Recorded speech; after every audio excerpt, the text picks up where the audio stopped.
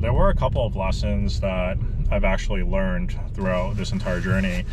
And it's just the fact that the money doesn't really make you who you are, and it doesn't exactly make you more happy than, what you could have been before. I actually thought that in the past, when I was more poor, I was a lot more happy just being poor than I was having millions of dollars in the bank.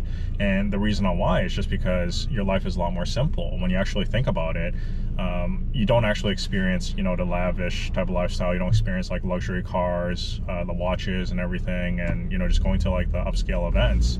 And life is a lot more simple because you could just go on a Friday, go to like chicken wings or something, call it a day, and you'd be happy. Or you'll just be happy with your girlfriend, having just a normal 9 to 5, settling for less, etc., because it's comfortable. It's nothing like really too crazy.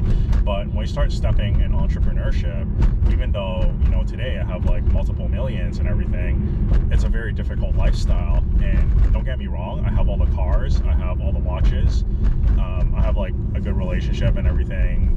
Like everything in my life is relatively fun.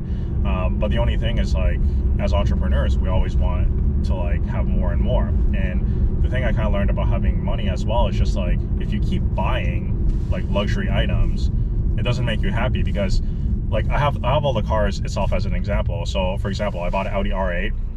I sold the Audi R8. I got another car that's coming in. I also have a Corvette. I also have like a Mercedes. That's whatever we're driving right now. But the whole point is, when you buy these items, it's like a short-term happiness. Like, you're happy for maybe like, a week, 2 weeks, like a month. And then like, gradually as you get more and more cars, you get more and more watches, you start to like get happy for a little less. So like, maybe I'm happy for a week. After I got, I'm like, yeah, okay, whatever. What's the next thing? And then you have this whole mindset of hedonism, which is like constantly just like trying to fill a void. So one thing I think is very important that I've kind of learned throughout is that the most important thing in life is not so much about money. It's more so just about valuing your family and the people that you like really care for, that really care about you, and just like spending your time with them. Because like, let's say for your parents, like your parents have only a limited amount of times with you, and then you sacrifice all your time trying to make this like damn money, all to what? Like, you just hoard it in your damn bank account. It doesn't really make like a damn difference. And then as you start to realize, as I started to realize that the more successful that I became, what I ended up doing is like, I don't spend as much money on stupid stuff anymore. I try to just enjoy my relationships with the family members, the people who I do call family, my brothers. As you already know, like, we operate in some sort of brotherhood.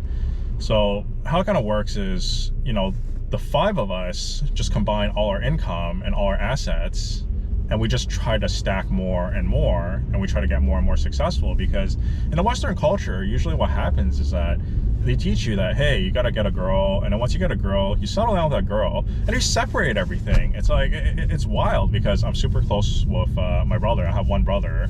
I'm the older brother, and he's the younger brother, but we actually always have like a really close relationship with each other, and we do everything together. Like, we gym together, we build our businesses together. Even like back then when I was doing like YouTube and everything, we were doing real estate, it's like, it's a divide and conquer type of thing. So it's like, hey, I'll take over real estate here, I'll figure out all this real estate. My brother scales like a multi-6-figure vending machine company, and then like he also like does all this other stuff on the side. And then I'm figuring out flipping. I have another guy who's like opening a contracting business, and another guy who's also figuring something out in the car industry. So as we kind of divide up our entire thing in the brotherhood, you start to build up these relationships, and you kind of win together. Because a lot of these like influencers online at the same time also teach you that, oh, hey, you gotta be like a solopreneur, you gotta go solo, you basically have to do everything alone, figure it out, and then that's it. But I find that way to be like very stupid, and majority of the times these people actually have like team members behind them. So for what I've kind of learned is that I want to start achieving the long game. To be honest, like, if you even like 5 million is just not enough to like go around these days. If you want like a fun lifestyle, we at least need to aim for like 15 to like 20 million. And when you start getting into that range, this amount of scale that you need is going to have to be drastically more than what you already have. So just learning everything throughout that, I kind of just realized like, you need to have a really good team, and it's just nothing could be better than just building business with your bros, your boys. And that was kind of like the thing that I learned throughout.